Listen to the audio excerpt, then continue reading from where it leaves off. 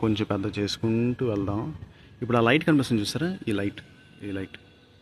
Light Kailasagiri. మాకు కైలాసగిరి విష్ణునామాలు కనిపిస్తున్నాయి. అయితే ఈ కైలాసగిరిలో స్పెషల్ ఉందండి. 1950లో కట్టిన ఒక దేవాలయం ఉంది. అంటే ఓంకారేశ్వర స్వామి అని, ఓంకారేశ్వర స్వామి శివాలయం కట్టారు. కైలాసపురంలో శివపార్వతుల బ్యాక్ సైడ్ ఒక పెద్ద శివాలయం ఉంది.